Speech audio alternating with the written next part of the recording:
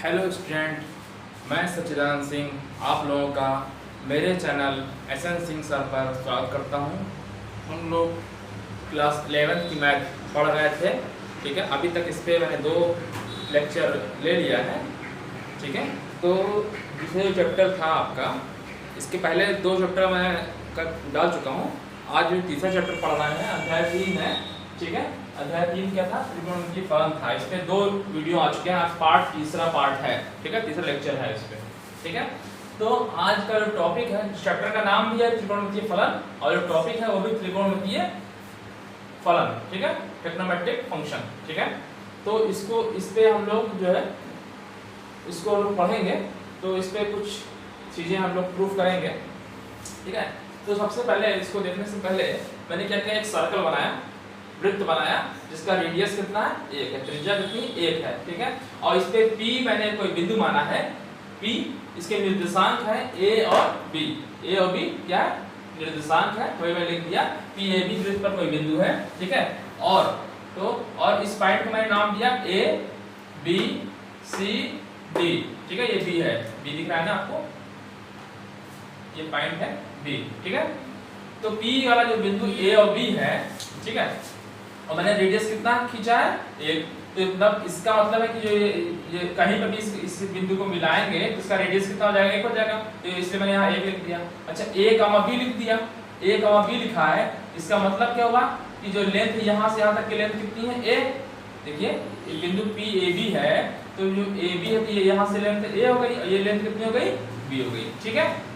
ये लेंथ आपकी A हो गई, यहाँ से लेकर के यहाँ तक OM बराबर, और ये PM बराबर B हो गया, ठीक है। समझ में आ रहा होगा? ये PAB है, ठीक है। और ये क्या है आपकी? X एक्सिस है, X अक्ष है, और ये Y अक्ष है। X X dash, Y Y dash, ठीक। ये आपका मूल बिंदु हो गया। मूल बिंदु से मैंने क्या कर दिया, एक वृत्त खींचा जिसका त्रिज्या 1 है। अच्छा, इस वृत्त पे मैंने कोई एक बिंदु लिया P, ठीक है, PAB, इसका जो निर्देशांक है AB होगा। पहले क्या है? फर्स्ट, इसे प्रथम चतुर्थांश बोलते हैं, द्वितीय चतुर्थांश बोलते हैं, फिर तृतीय चतुर्थांश बोलते हैं, इसे चतुर्थांश बोलते हैं, ठीक है। आपको मालूम है? अच्छा, इसके अगर आप ये चीज मैंने आपको बता दिया AB है, ठीक है। अच्छा, जो P से A के जो चाप काटता है ये X है, ठीक है। ये जो चाप काट रहा है मैंने X लिख दिया। AP इक्वल टू ये A है, AP इक्वल टू X है, ठीक है। इतनी चीज आप समझ में आ गया होगा, ठीक है। और एंगल जो ये कोण बन रहा है ये वाला, ये भी X है। ये भी कोण कितना है? AOP जो कोण है X है, ठीक है। उसी को चूंकि कोण X है और ये रेडियन में वृत्त है, तो ये रेडियन में होगा, ठीक है। तो एंगल जो कोण है AOP बराबर X रेडियन, जो कि चाप की लंबाई के बराबर होगा, ठीक है। यानी AP बराबर X होगा, ठीक। ये इतनी चीज समझ में आ रही है। अगर हम A का निर्देशांक लिखने की कोशिश करें तो देखिए यहाँ से ये कितनी दूरी होगी? ये दूरी 1 होगी ना, क्योंकि त्रिज्या 1 ही है, तो 1 होगा। और ऊपर जा रहे हैं? नहीं जा रहे हैं, ऊपर तो जा रहे हैं, X अक्ष पे ही जा रहे हैं, ऊपर जा रहे हैं 0 हो रहा है, तो इसके निर्देशांक कितने हो गए? 1, 0, ठीक। अब इधर आ रही है, इधर आने पर क्या होता है? नेगेटिव होता है, तो इधर आ गया -1, ऊपर जा रहे हैं? नहीं जा रहे हैं, तो 0 होगा। तो C के निर्देशांक कितने हो जाएंगे? -1, 0। ये समझ में आ गया होगा, ठीक। अच्छा, अब B का निर्देशांक लिखना है, तो ये यहाँ पे क्या है? 0 है, तो X अक्ष पे हम तो जान ही रहे हैं, कहाँ पे जा रहे हैं? Y अक्ष पे, ठीक है।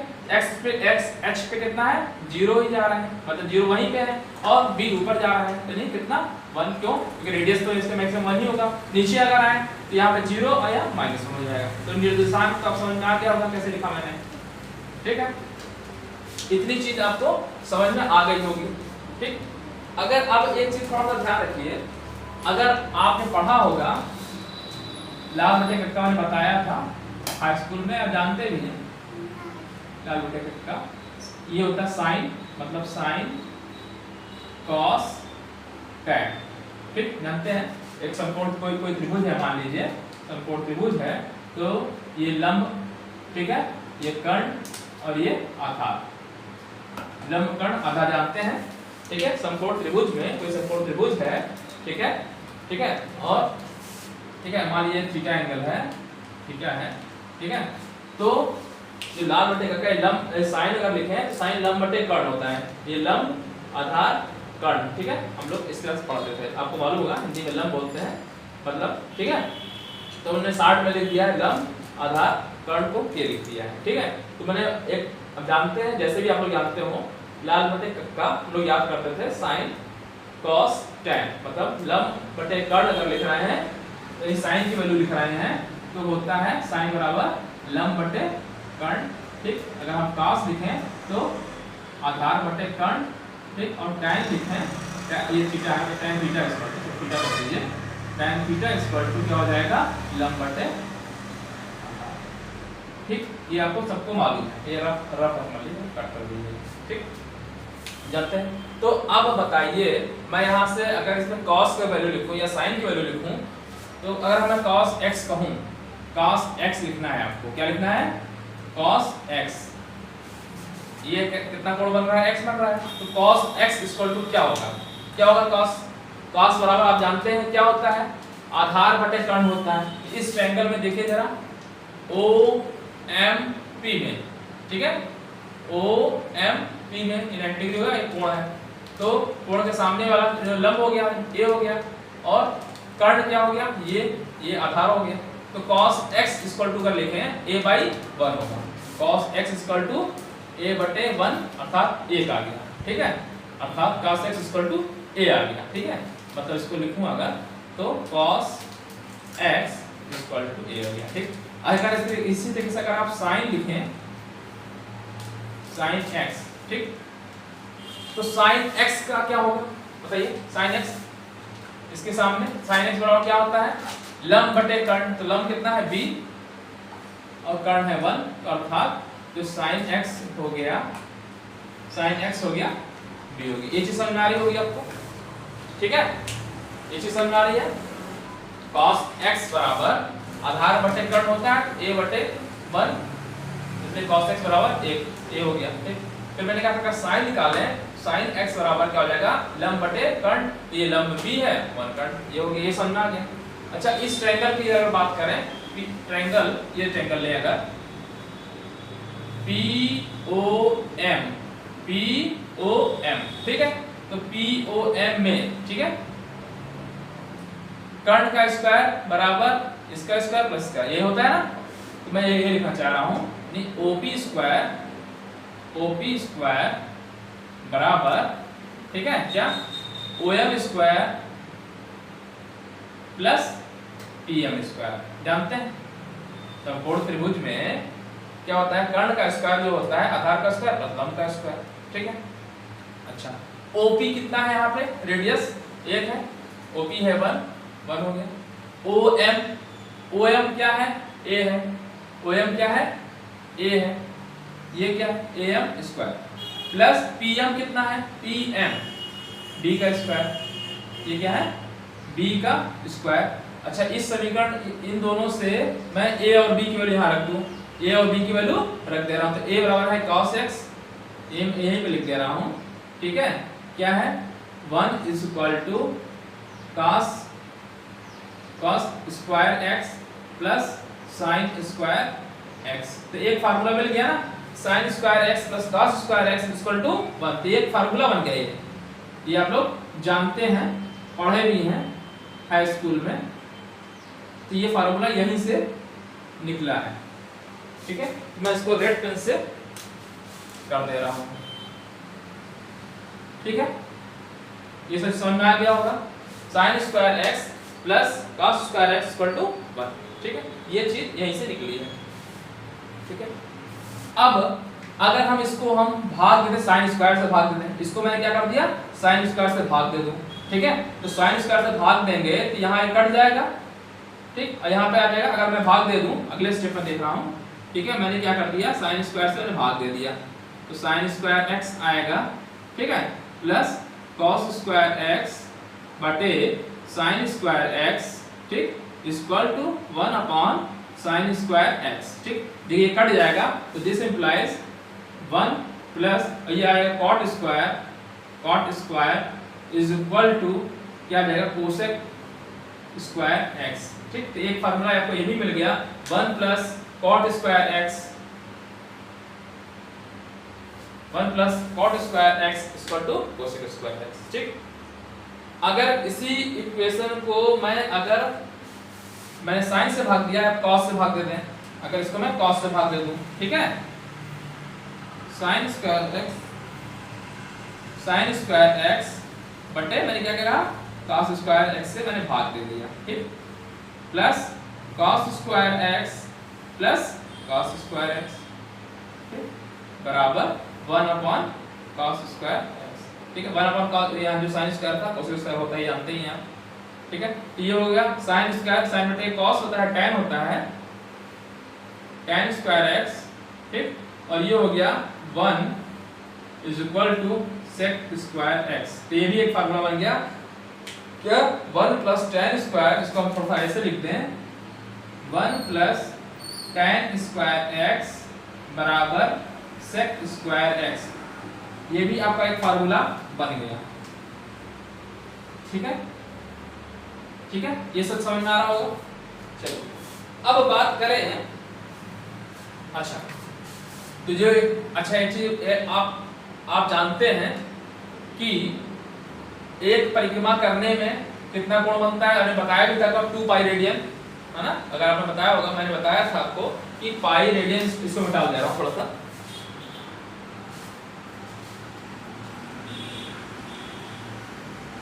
मैंने बताया भी था आपको पाई रेडियन इक्वल टू 180 अंश बराबर 180 अंश, ये बताया था, ठीक है।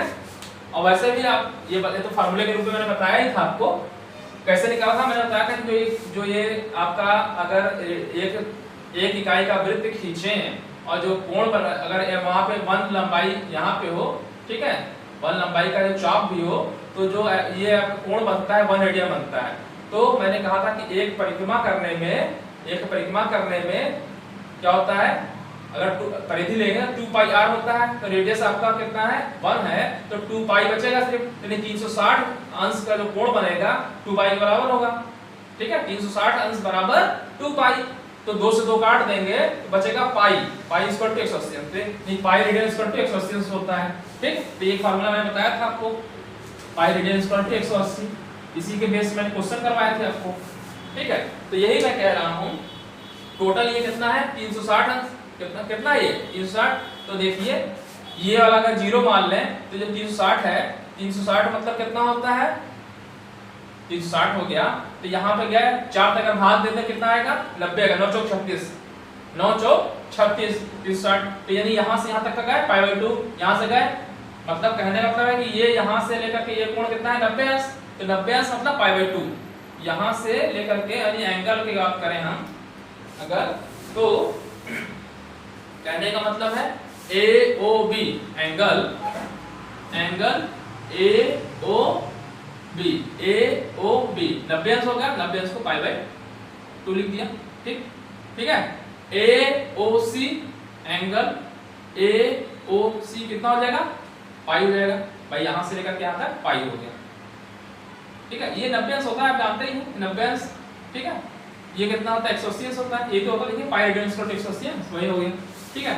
और एंगल AOD मतलब बाहर वाला एंगल AOD, ठीक है, ये कितना हो गया 3 π/2, जोड़ते जाइए π/2 जोड़ दिए तो π/2 इसमें जोड़ देंगे 3 π/2 आ जाएगा, 3 π/2, ठीक। अच्छा, और ये पूरा यहाँ से यहाँ तक पहुंच जाएगा OA तक, मतलब एंगल AOA मतलब वही आ जाएगा AOA, मतलब घूम करके यहाँ का आ गया, तो ये कितना होगा 2 पाई। ये तो समझ में आ रहा होगा। क्या बस हमको ये बनाना है कि जो ये चतुर्थांश कोण बोलते हैं, इन सबको बोलते हैं क्या है, चतुर्थांश कोण बोलते हैं। क्या बोलते हैं, मतलब जैसे यहाँ पे है ये वाला एंगल π/2, जब इसको ये यहाँ से ना ऐसे यहाँ π/2 हो गया, फिर घुमा दिया, यहाँ से पूरा 180 अंश हो गया, मतलब पाई हो गया, फिर यहाँ इतना घुमा दिए तो 3 π/2, पूरा घुमा दिए 2 पाई हो गया। इन लोगों को बोलते हैं चतुर्थांशीय कोण, चतुर्थांशीय कोण या चतुर्थांश कोण बोलते हैं, ठीक है, बस जानकारी के लिए, ठीक है, ये आपको जानना है बस। चलिए, जो आपको जरूरत चाहिए थी तो वो मैंने आपको बता दिया, ठीक है। तो मैं कह रहा हूं कि इसको चतुर्थांशीय कोण भी बोलते हैं, तो मिटा दो इसको, चतुर्थांशीय कोण बोलते हैं, ठीक है। तो मैंने फार्मूला जो निकाले समझ में आ गया होगा, ठीक है। मैं इसको अब मिटा रहा हूँ, ठीक है। जो मुझे बताना था ये मैंने आपको बता दिया, ठीक है। ये कहाँ से मतलब ये फार्मूला निकला है, मतलब ये जो फार्मूला इसी से निकला है सब, ठीक है।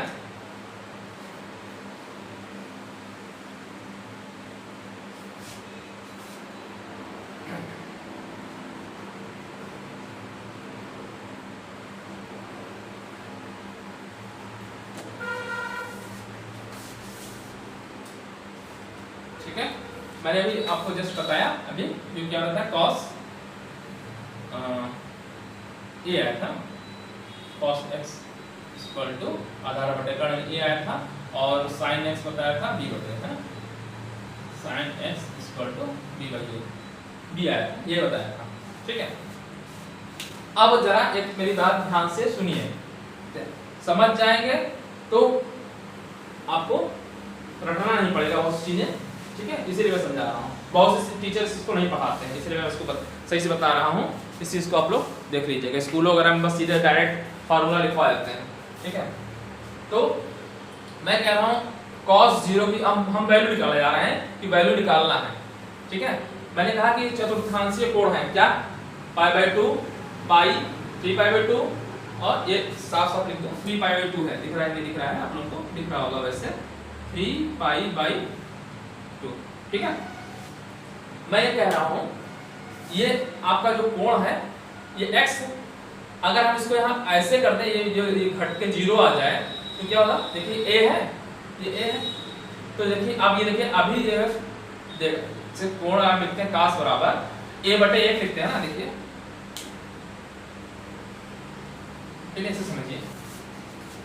जो cos आपने लिखा है cos x, तो cos x इक्वल टू आधार बटे कर्ण, देखिए इस ट्रायंगल में a/1 और यहाँ पे होता है b/1, ठीक है।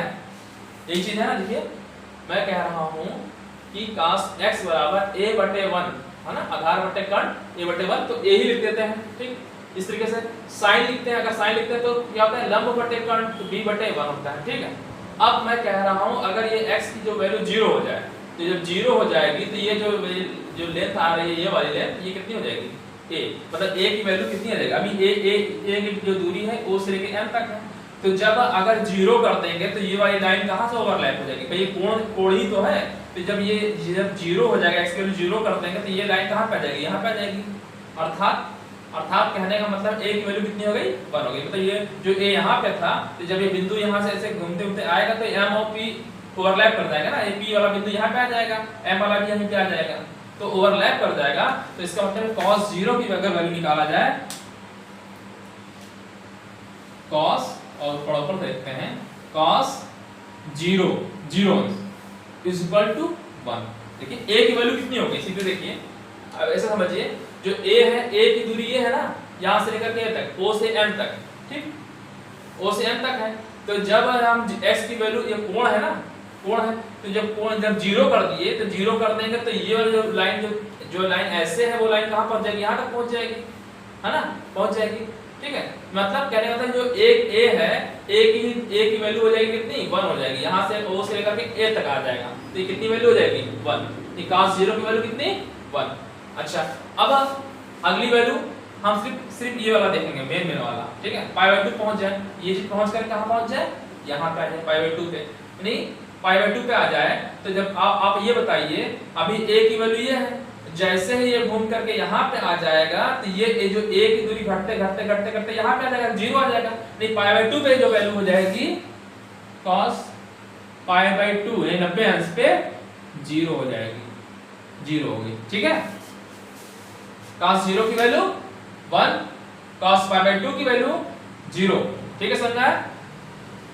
अच्छा, ठीक है, समझ में आ गया होगा। देखिए ये वैल्यू जब ऐसे कर रहा है तो यहाँ से ये a बढ़ते जा रहा है, बढ़ते जा रहा है, बढ़ते जा रहा है, बढ़ते जा रहा है, और बढ़ते बढ़ते यहाँ तक आ गया, बना गया, ठीक। और जब यहाँ से जब ये लाइन ऐसे ऐसे घटने लगी, ये वाली लाइन जो है ऐसे ऐसे हटने लगी, तो ये छोटा होता जाएगा, यहाँ पे 0 आ गया, ठीक। अब यही लाइन फिर से आप ऐसे ऐसे करते करते यहाँ घुमा दिए, तो जब यहाँ से घुमा रहे हैं तो यह क्या आ जाएगा, निगेटिव आ जाएगा, देखिए जो इधर पॉजिटिव है तो इधर नेगेटिव आ जाएगा, कितने पे, ये जब यहाँ से यहाँ तक घूमा, यहाँ से यहाँ तक कितना कोण हो गया, पाई हो गया। तो cos पाई की अगर वैल्यू लिखें, cos पाई की वैल्यू इक्वल टू कितना रहेगा माइनस कितना -1, ठीक है। अच्छा अब यही बताइए ना, ये घूमते घूमते घूमते घूमते फिर यहीं पे आ गया, तो ये जो यहाँ से घटते थे फिर यहीं पे आ जाएगा, 0 आ जाएगा, यानी cos 2 पाई की वैल्यू हो गई 0, ठीक है। तो ये वैल्यू कितनी हो गई 0, तो ये समझ में आ गया होगा। cos 0 की वैल्यू 1 आप पढ़े भी होंगे, cos 0 की वैल्यू 1 होती है, cos पाई 2 की वैल्यू 0 होती है, cos पाई की वैल्यू -1 होती है, cos 2 पाई की वैल्यू 0। ये चतुर्थांशीय कोण वाला हम सिर्फ देख रहे हैं, ठीक है। इसी तरीके से अगर हम sin का निकालें, sin 0 का, ठीक, तो sin 0 का है क्या, ये लेंथ है sin, है ना, ये sin ये है, तो 0 पे जब करेंगे, ठीक है, तो जब 0 ये कोण जब यहाँ करके 0 आ जाएगा, तो जब ये लेंथ ऐसे कम होती जाएगी तो कितनी जाएगी 0 हो जाएगी, नहीं sin 0 की वैल्यू कितनी हो गई 0 हो गई, ठीक है। अच्छा ये बताइए, जब ये यहाँ से यहाँ पे आया तो b की लेंथ घटती गई 0 हो गया, और जब ये यहाँ से यहाँ कर दिए तो मैक्सिमम जब यहाँ पे ये करते हैं बढ़ता जाएगा कहाँ तक बढ़ेगा 1 तक, यही सर्कल तक ही तो बढ़ेगा, तो यानी इसका मतलब π/2 का वैल्यू कितनी हो जाएगी sin 1 हो जाएगी। देखिए ये लेंथ मैक्सिमम कितनी है, b वाली लेंथ ओवरलैप कर जाएगी यहाँ पे, यानी sin π/2 की वैल्यू कितनी हो जाएगी 1 हो जाएगी, ठीक है, ये समझ में आ रहा होगा। अच्छा फिर देखिए, अभी यहाँ से ऐसे कर रहे हैं, b पहुंच गया, फिर जब यहाँ पे आ गया, जब ये यहाँ पे आ जाएगा तो b, ठीक है, तो ये b अगेन यहाँ 0 हो जाएगा, हट जाएगा, ये देखिए b ऐसे ऐसे छुट्टा हो जाएगा, फिर यहाँ पे 0 हो जाएगा, यानी sin पाई की वैल्यू कितनी 0, ठीक, ठीक है ये। अच्छा अब फिर देखें, ये यहाँ से यहाँ गया, यहाँ से यहाँ गया, ठीक है, sin पाई की, फिर अच्छा एक चीज मैंने नहीं लिखा, 3π/2 का भी निकाल देना चाहिए था, अच्छा मैं गलत ही लिख दिया था, हाँ यहाँ पे क्या होना चाहिए था 3π/2 होना चाहिए, 3π/2, ठीक है, तो 3π/2 यानी यहाँ पे आ गए थे cos की, ठीक है, और हम cos 2 पाई की भी लिख दे रहे हैं, ठीक है, cos, ठीक है, तो cos 2 पाई की वैल्यू यहाँ पे 1 हो गई, ठीक है, sin 3π/2 इक्वल टू और sin 2 पाई की वैल्यू, ठीक है, इसकी वैल्यू निकालते हैं, देखते हैं, हाँ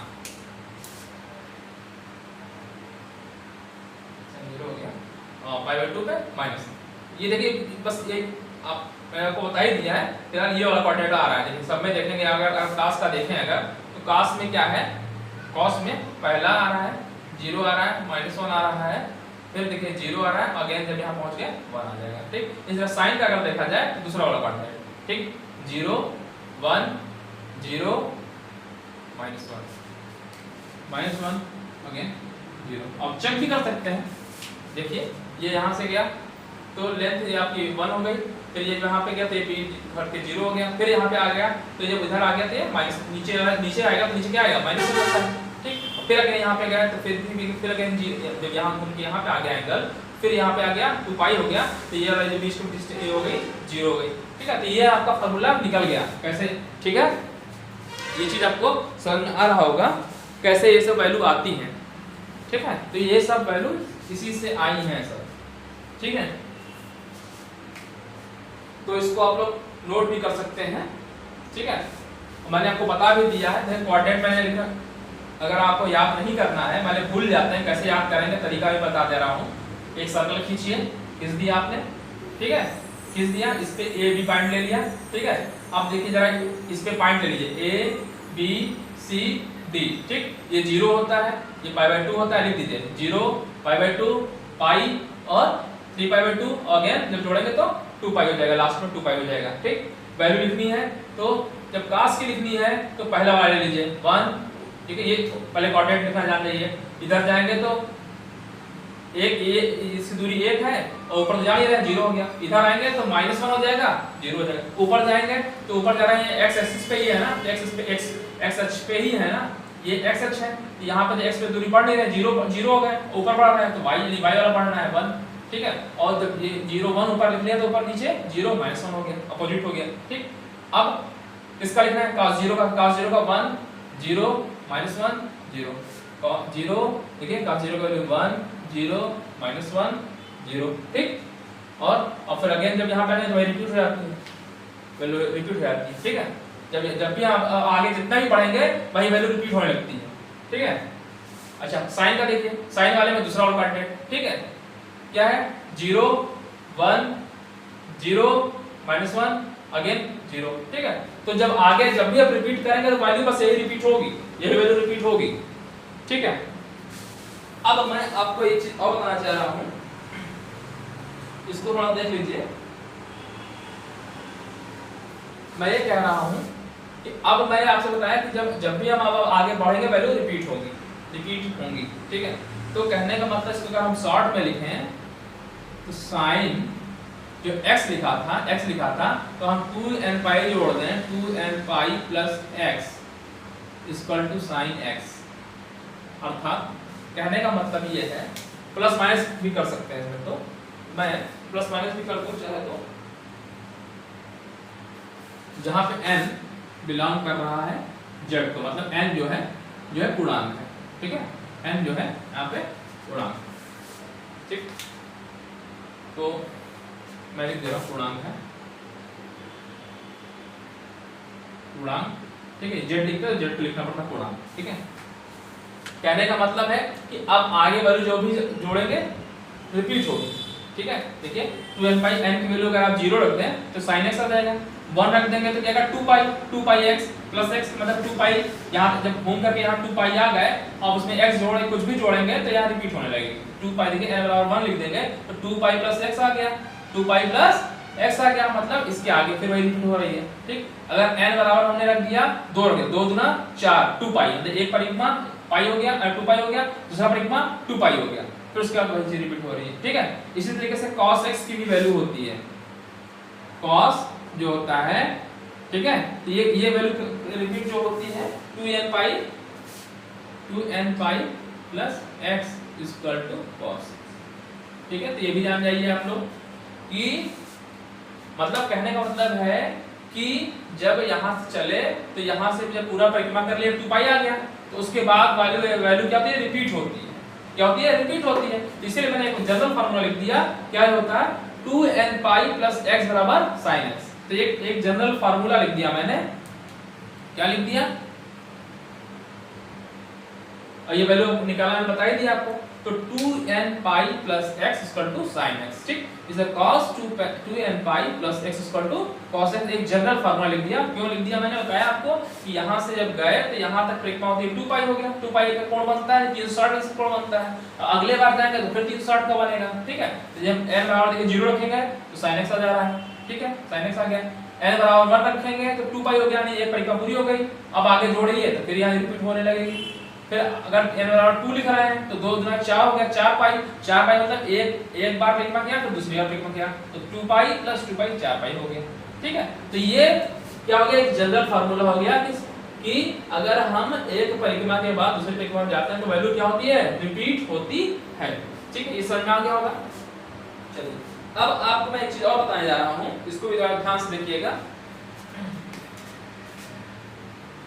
पुनः अब जरा हम साइन की वैल्यू लिखना चाह रहे हैं कि साइन की वैल्यू कब रिपीट होती है।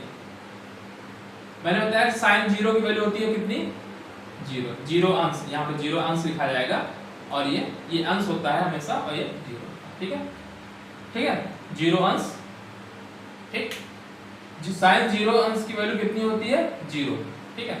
अच्छा फिर मैंने कहा साइन की वैल्यू और कब 0 हो रही है? पाई पे 0 हो रही है। देखिए साइन पाई पे वैल्यू 0 हो रही है, साइन पाई पे 0 हो रही है। फिर कब वैल्यू 0 हो रही है?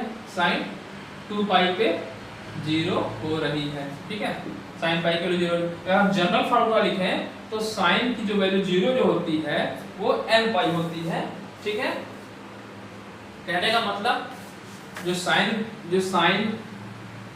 की जो वैल्यू होती है, ठीक है, 0 कब होती है? साइन में जो 0 आता है, मतलब जो साइन की वैल्यू, मान लिया अगर मैं एंगल यहाँ थीटा लिख रहा हूँ, कुछ भी लिख दूं, साइन थीटा लिखूं, अगर इसका 0 है तो जो थीटा की जो वैल्यू होगी क्या होगी? 0 होगी। अच्छा यहाँ पाई मतलब पाई वाली होगी 2 पाई होगी, मतलब कहने का मतलब n पाई होगी, अब ऐसे लिख सकते हैं plus minus pi plus minus 2 पाई, आगे मतलब बढ़ता जाएगा प्लस माइनस 3 पाई। देखिए पाई अर्थात यहाँ पे, फिर अगेन यहाँ पे 2 पाई, फिर अगेन यहाँ पे 3 पाई, फिर अगेन 4 पाई, ऐसे ये बढ़ती जाएगी डॉट डॉट डॉट। तो इसको हम शॉर्ट ऐसे लिख सकते हैं, मतलब एल पाई लिख सकते हैं, ठीक है। तो इसको मैं ऐसे लिख सकता हूँ,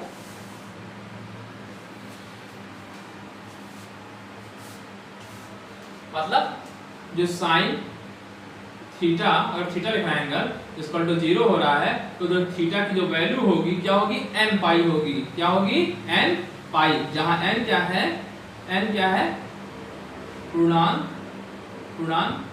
है, ठीक है। तो ये एक फार्मूला आप लोग लिख सकते हैं, ठीक है। साइन थीटा इक्वल टू 0, ठीक है, जहां पे थीटा इक्वल टू क्या हो जाएगा, n पाई, ठीक है। ये प्लस माइनस मतलब क्या होगा, तो ये अच्छी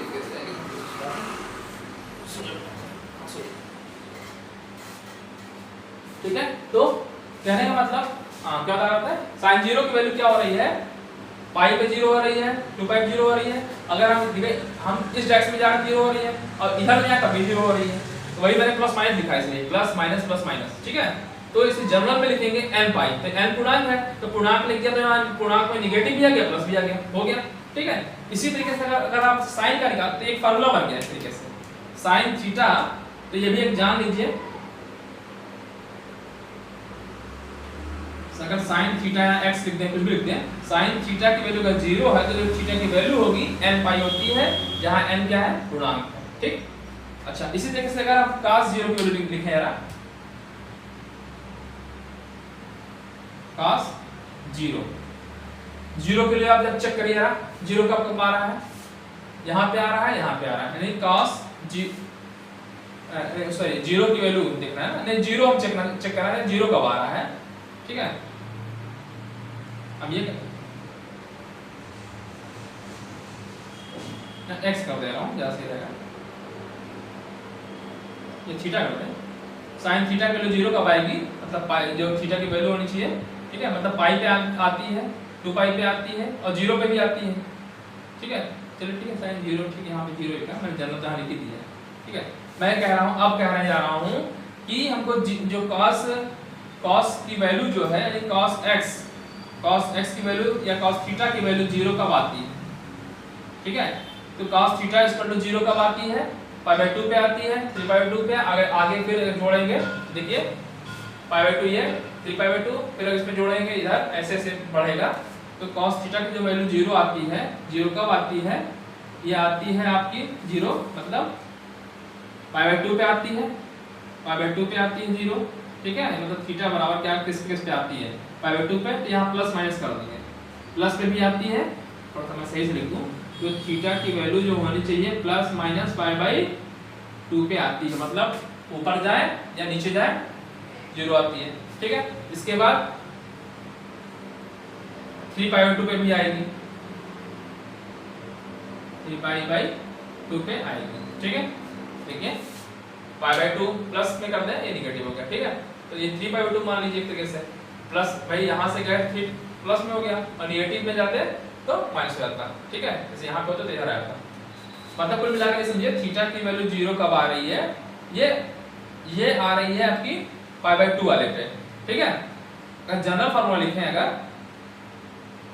ठीक है, ये मैंने लिखा ही दिया, थीटा 0 कब आ रहा है, थीटा इक्वल टू π/2 पे आ रहा है, देखिए π/2 पे 0 आ रहा है, 3π/2 पे 0 आ रहा है, प्लस माइनस में आगे बढ़ता है। ऐसा ग्राफ आप बताएंगे, ग्राफ से अगर ग्राफ मालूम हो जाए, चलिए एक ग्राफ बना भी देता हूँ यहीं पे छोटा सा, आगे मैं ग्राफ बताऊंगा डिटेल में। अगर मैं साइन का ग्राफ खींचूं, जो जगह नहीं है, छोटा बना देता हूँ, आपको दिखा देता हूँ थोड़ा दिखाने के लिए कैसे आता है ग्राफ, तो आपको ज़्यादा अच्छा लगेगा। ग्राफ जो आता है साइन का ग्राफ, अगर आप ग्राफ खींचेंगे तो ऐसे आता है, ये भी बराबर आएगा,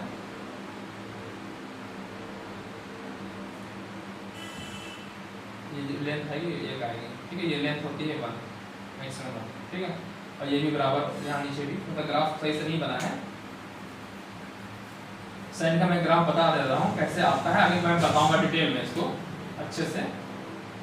और मेरा जो थंबनेल लगा भी हुआ है वो साइन का मैंने ग्राफ बनाया भी हुआ है, देखेंगे शुरुआत में जो फ्रंट है ग्राफ ऐसे आता है।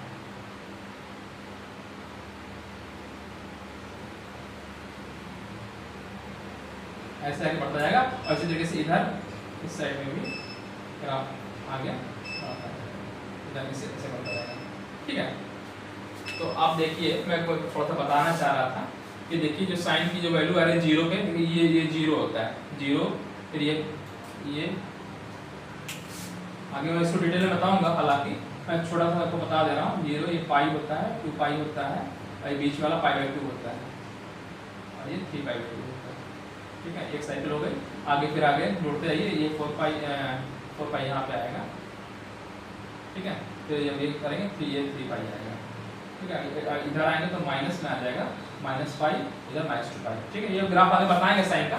फिर आप आपको बताना चाह रहे थे कि जो वैल्यू होती है मैक्सिमम यहाँ 1 होती है, नीचे भी 1 होती है, -1। ठीक है, तो मैक्सिमम वैल्यू जो प्लग साइन की कर देखा है, ये साइन का ग्राफ है। साइन का ग्राफ जो होता है शुरुआत यहाँ से होती है, इस जगह से ऐसे।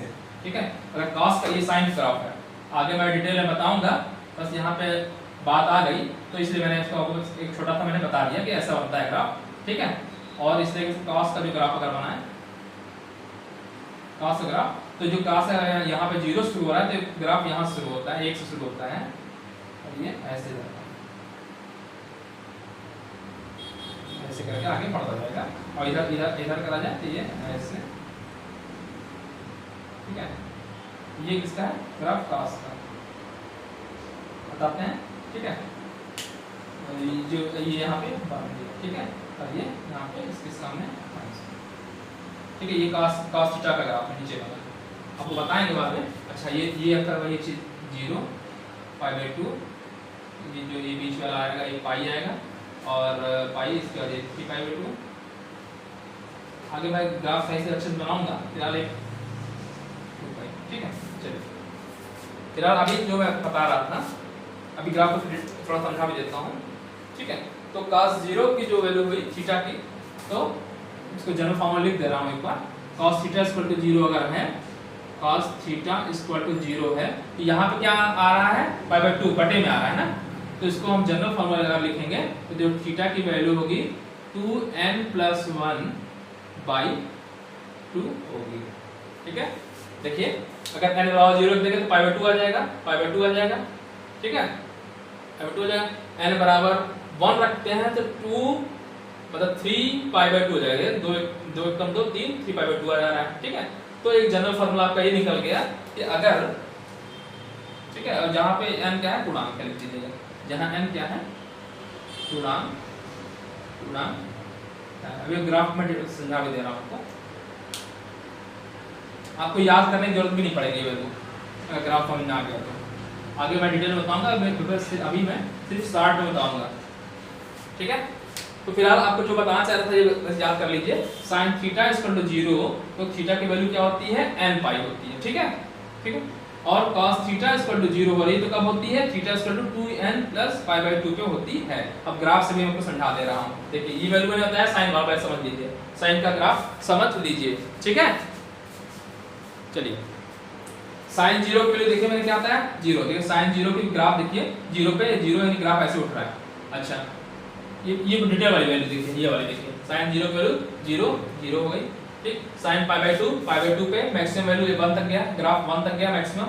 ठीक, उसके बाद फिर घटना शुरू हो जा रहा है, sin π/2 फिर नीचे आ रहा है, π/2 पे अगेन यहाँ जो कट ये ग्राफ यहाँ कट के नीचे आ रहा है, 0 आ गई। ठीक है, मैंने इसके पहले आपको बताया भी था, आई थिंक 9th वालों के 10th को बताया था कि जहाँ पे ग्राफ कट करता है वो वैल्यू होती है 0 होती है ग्राफ, है ना, x। तो यहाँ पे जब कट कर रहा है इस एक्सिस को, ठीक है, तो यहाँ वैल्यू कितनी हो गई, 0। देखिए 0 हो गई कितने, पाई पे। ठीक है, अगेन 3π/2 पे जाएंगे, 3π/2 पे ग्राफ नीचे आ गया, बिल्कुल नीचे। देखिए नीचे कितना है, -1 हो गया। फिर अगेन देखिए यहाँ ग्राफ ऊपर बढ़ रहा है, तो 2 पाई पे 0 हो गया। अगर आप नेगेटिव में आते इधर लिखते, अगर देखिएगा अगर -π/2 लिखते sin π/2 की तो माइनस वैल्यू आती है। तो देखिए अगर आप इधर आते तो sin π/2 पे नेगेटिव आ रही है, फिर इधर ऊपर जाते हैं।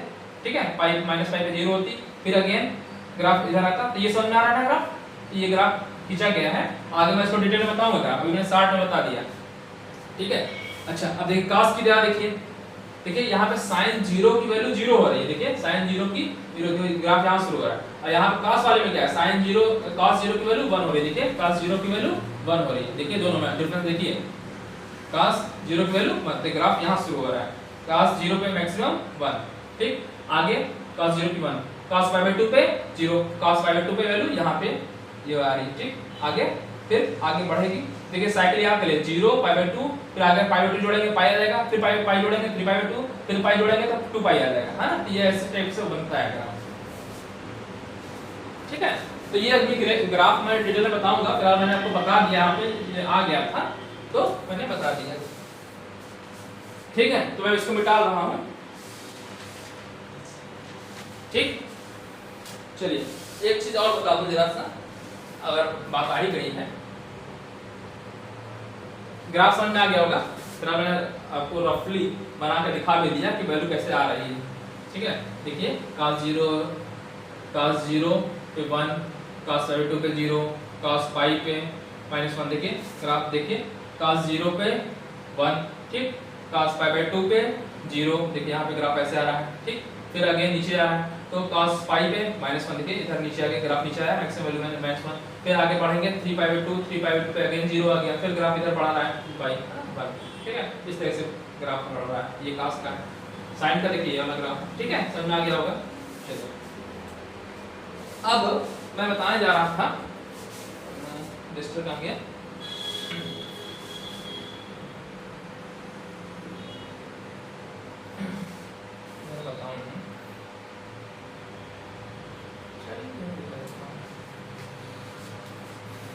चलिए मिटा लो, ठीक है, समझ में आ गया होगा आप लोगों को।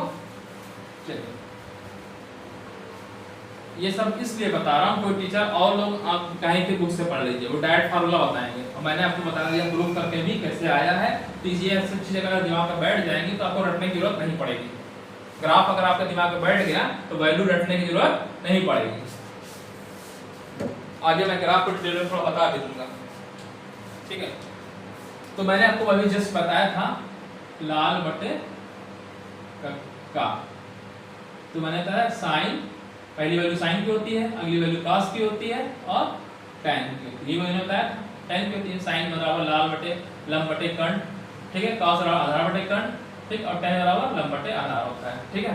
अच्छा ये तो मैंने रफली बता दिया आपको, चलिए और अगर कोसेक की वैल्यू लिखनी है, कोसेक cos का सेक, tan का cot, ठीक, उलट दें अगर तो कोसेक की वैल्यू निकल जाएगी, यानी कोसेक लिखना है तो क्या हो जाएगा, कर्ण बटे लंब हो जाएगा, ठीक, सेक लिखना है कर्ण बटे आधार हो जाएगा, ठीक, कॉट की वैल्यू लिखनी है अगर क्या हो जाएगा, आधार बटे लंब, ठीक है। तो कहने का मतलब ये है, जानते ही हैं आप लोग, ये सब हाई स्कूल में पढ़ चुके हैं, आप लोग 11th में हैं, तो कोसेक x अगर लिखें, x लिख रहे हैं 1/sin x होगा, ठीक, ठीक, ठीक है। अभी मैंने जस्ट बताया है कि, ठीक है, क्या बताया है कि sin x की वैल्यू कब 0 होती है, n पाई पे होती है ना, n पाई बताया है, तो यहाँ पे अगर ये वैल्यू 0 हो जाएगी तो इन्फिनिटी आ जाएगा भाई, 1/0 इन्फिनिटी हो जाता है, अनंत आ जाता है, तो यहाँ पे क्या होना चाहिए कि जो x की वैल्यू होनी चाहिए does not equal to n pi, जहाँ n पूर्णांक, ठीक है, समझ में आ गया होगा ये चीज,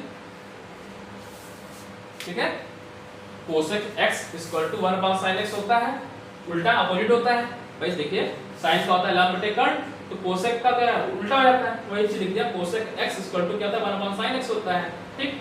मैंने अभी जस्ट आपको बताया कि ये वैल्यू 0 अगर हो जाएगी तो अनंत हो जाएगा, नहीं हो जाएगा, 1/sin x अगर ये वैल्यू 0 हो गई तो 1/0 की वैल्यू थी अनंत, तो इसका मतलब ये 0 नहीं होना चाहिए, तो 0 नहीं होना चाहिए, इसका मतलब क्या कि ये वैल्यू 0 कब होती है, n पाई पे होती है, तो x की वैल्यू n पाई के बराबर नहीं होनी चाहिए, तो मैं इसे लिख दिया x does not equal to n पाई, है ना, बराबर लिख करके कट कर दिया, ठीक है। अगर इसी तरीके से मैं कोस sec का लिख दूं, sec x, तो sec x क्या होता है 1/cos होता है, cos x होता है, ठीक। तो यहाँ पे x क्या होना चाहिए 2n प्लस क्या होना चाहिए, x की वैल्यू क्या नहीं होनी चाहिए 2n plus 1 by sorry n 2n plus 1 2n plus 1 π/2 है ना, और यहाँ पे n पूर्णांक है, ठीक है, ये भी समझ में आ गया, क्यों? क्योंकि 2n+1 पे क्या वैल्यू हो जाती है 0 है, जिसे n का 0 रख देंगे तो पाई 2 हो जाएगा, पाई 2 पे 90 पे 0 होती है तो 0 पे दौड़ा जाएगा, अनंत आ जाएगा, इसीलिए ये वैल्यू क्या होनी चाहिए, इसके अलावा नहीं होनी चाहिए। ठीक है, इस तरह से अगर हम tan की वैल्यू लिखें cot की, cot x 1/tan x होता है, tan x, तो tan x की वैल्यू कब 0 होती है, वही चीज 0 पे भाई cot x बराबर होता है cos x बटे sin x, ठीक, sin x होता है, तो sin x का वैल्यू जब नीचे आ रहा है तो sin x की वैल्यू 0 नहीं होनी चाहिए, तो यानी x बराबर n पाई, यही वाला बन जाएगा कंडीशन। ठीक है भाई, देखिए cot x बराबर होता है cos x बटे sin x, तो sin x यहां पे जब आ गया तो sin x यही कंडीशन थी ना कि 0 नहीं होना चाहिए, वही चीज यही वाली रिपीट हो जाएगी, x does not equal to n pi, जहां n पूर्णांक है। ठीक है, तो ये मैंने कुछ चीजें आपको बताई। अच्छा, इस तरह से अगर इसी तरीके से tan x का लिख सकते हैं, tan x, तो tan x बराबर होता है 1/cot x होता है। ठीक है, या tan x अगर tan x लिखें तो क्या आएगा, sin बटे cos होगा, sin x बटे cos x, तो cos x बटे cos x आ गया, तो cos x वाला जो यहाँ लिखना पड़ेगा, ये cos x 0 के बराबर नहीं होना चाहिए, ये हो गया। ठीक है, तो मतलब x यहाँ पे x क्या होना चाहिए, does not equal to 2n+1 pi by 2, जहाँ n पूर्णांक है। तो आपको हमको लग रहा है ये चीज समझ में आ गई कि ये हमने क्यों लिखते हैं, ये चीज समझ में आ गई, ये चीज हमको समझाना था आपको, क्यों लिखते हैं ये बटे 2। ठीक है, इसलिए लिखते हैं क्योंकि ये वैल्यू 0 अगर हो गई तो अनंत हो जाएगा, तो ये इस वाले 0 होती है, इस वाले 0 होती है, इस वाले पे 0 होती है। ये चीज हमको जो बताना था वो मैंने बताया। अब हम एक चार्ट बनाने जा रहे हैं। अच्छा, आप लोगों को ये भी पढ़े होंगे sin 0 की वैल्यू 0 होती है, मैंने आपको बताया कि sin 0 की वैल्यू 0 होती है, cos tan, ये याद होगा आपको, हाई स्कूल में पढ़ चुके हैं। sin 0 की वैल्यू 0, फिर आगे जाइए कितने पे, 30 अंश पे, 30 अंश पे कितने पे sin 30 की वैल्यू 1/2 होती है। बना दो, चलिए एक चार्ट बना ही देता हूँ, याद होगा वैसे। चलिए जल्दी जल्दी एक चार्ट बना लेता हूँ, चलिए बताइएगा, अगर आता है तो अच्छी बात है। 0 30 अंश को लिखते हैं π/6, π/6। अच्छा, 30 अंश क्या होता है, 45 अंश, नहीं π/4, ठीक, π/4, और π/3 60 अंश, π/3 60 अंश, क्या 60 का 60 का 90 ले लीजिए, π/2। ठीक है, इतना ही हो गया। उसके बाद फिर मैं सीधे सीधे पाई और सब आगे ले रहा हूँ सीधे सीधे, मतलब यहाँ से लेकर के मैंने यहाँ से लेकर के यहाँ तक ले लिया पूरा, फिर 30 अंश 60 अंश, ठीक है, 30 अंश 45 अंश, फिर 60 अंश और 90 अंश। इसके बाद फिर मैं डायरेक्ट अभी अंश का लिखूंगा, नहीं ये पाई हो जाएगा, पाई का लिखूंगा डायरेक्ट, और फिर ये लिखूंगा, यानी यहाँ पे हो गया आपका 3π/2 हो जाएगा, इसकी वैल्यू लिखना चाह रहा हूँ, और 2π की वैल्यू लिखना चाह रहा हूँ, इतनी वैल्यू मैं लिखना चाह रहा हूँ, मतलब उसको ऐसे मैं बनाना चाह रहा हूँ। आप लोग बोलिएगा अगर आता है, आता होगा, कोई याद भी होगा। चलिए मैं यहाँ पे साइन का लिख दे रहा हूँ, साइन का, कॉस का, टैन का। अगर इसका लिख रहे हैं तो आप सब अपोजिट करके लिख सकते हैं, ठीक है। तो चलिए बताइए, साइन 0 की वैल्यू, साइन 0 की वैल्यू 0, साइन π/6 ये 30 अंश होता है, आपको मालूम होगा, मैं लिख भी दे रहा हूँ, 30 अंश, 45 अंश, और ये 60 अंश, 90 अंश, 180 अंश, जानते हैं ये मैं ये नीचे रेडियन में है, ऊपर अंश में है, ठीक है, लिख दिया। और 180 में 90 जोड़ेंगे तो 180 प्लस 90 70, ठीक है, और ये 360 90 जोड़ेंगे, हाँ ठीक है। तो साइन 0 की वैल्यू 0, साइन 30 अंश की 1/2, 1/√2, साइन 60 √3/2, याद है आप लोगों को, पढ़ चुके हैं स्कूल में 1, ठीक। फिर यहाँ पे गए साइन 0। ठीक, इसी से आप देख के ले सकते हैं। देखिए साइन का मैं बता ही चुका हूँ ना। देखिए साइन के कैसे निकाल रहे हैं। साइन वाले में दूसरा और काट है 0 1 90। ठीक, इसके बाद 0 -1 और आगे रिपीट हो जाएगा, यानी जो यार 0 वाली होगी 2 पाई वाली वैल्यू हो जाएगी 0। ठीक, अब cos का cos 0 की वैल्यू याद होगा तो ये फटाक से सोचिए 1, फिर 30 √3/2, जो ये वाली यहाँ से लेकर के 90 तक वही रिपीट हो जाती है 1/√2। ठीक है, फिर क्या हो जाएगा 1/2 cos 60 के 1/2 और क्या हो जाएगा 0। देखिए जो साइन की वैल्यू होती है वही रिपीट हो जाएगी, cos वाली जाती है रिपीट करते हैं यहाँ पाई वैल्यू। ठीक है, अब आगे को छोड़ दीजिए, आगे देख लीजिए cos 0 कितना cos पाई -1, cos पाई -1 0 और फिर यहाँ पे रिपीट हो जाएगी। ठीक, tan 0, अब इसे sin बटे cos होती है 0/1 0 हो गई। वैसे कर सकते हैं, अगर नहीं आता तो sin cos किया था tan के अपने याद करने की जरूरत ही नहीं है। ठीक है, अब 1/2 √3/2 बताइए कितनी होगी tan की कितनी होगी 1/√3। ठीक, 45 1। ठीक है, एक वैसे कट जाएगा दोनों, sin बटे cos होता है कट जाएगा। ठीक, फिर √3। ठीक, 90 अनंत। क्यों, देखिए 1/0 करेंगे अनंत। ठीक, रटने की जरूरत नहीं है, ऐसे ही बन गया था। sin cos याद, sin का याद कर लीजिए, cos का यहाँ इतना अपोजिट करके लिख दीजिए, ये हो जाएगा। ठीक, और इसको इसमें बटे कर दीजिए तो tan का निकल जाएगा, sin बटे cos होता है।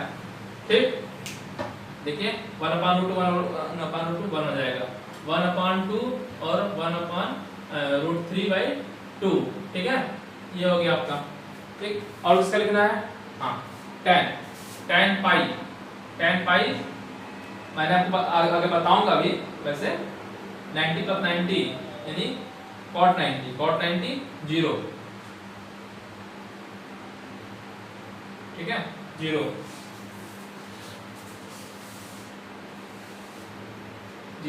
cot 90 0, फिर अनंत, फिर 0। तो आपके बुक में इन्फिनिटी की जगह पे लिखा रहता है अपरिभाषित लिखा रहता है, ये देखेंगे अपरिभाषित भी लिखा रहता है। जो अनंत है उसकी जगह पे क्या लिखा होगा अपरिभाषित भी लिखा मिल सकता है आपकी किताब में। ठीक है, जो अनंत हो गया मतलब अनंत को परिभाषित तो कर नहीं सकते, तो अपरिभाषित इसीलिए लिखा होगा। जब इन्फिनिटी लिखा होगा तो अपरिभाषित लिखा होगा। ठीक है,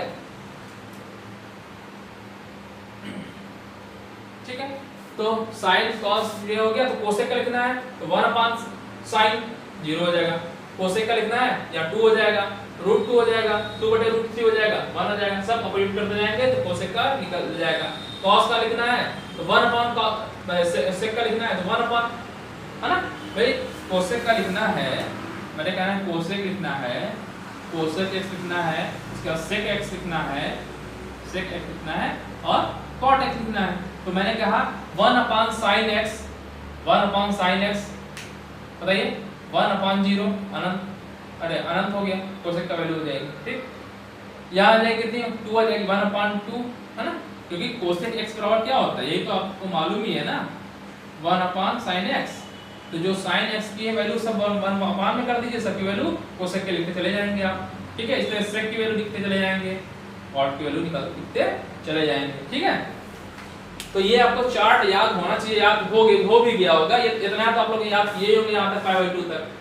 ठीक है, इसके बाद मैंने पाई वाला लिख दिया है, आगे आपको समझ में आ जाएगा, बताऊंगा अभी तरीका और शॉर्टकट तरीका और बताऊंगा। ठीक है, चलिए, तो हमको लग रहा है आपको ये अच्छा 54 मिनट का वीडियो भी हो गया है, तो आज मैं स्टॉप कर रहा हूँ आज के लिए सिर्फ इतना। ठीक है, तो कोसेक सेक और कॉट का आप अपोजिट करके लिख सकते हैं। सेक x बराबर 1/cos x होता है और कॉट x इक्वल होता है 1/tan x होता है। ठीक है, तो ये सब चीजें आप लोग लिख सकते हैं।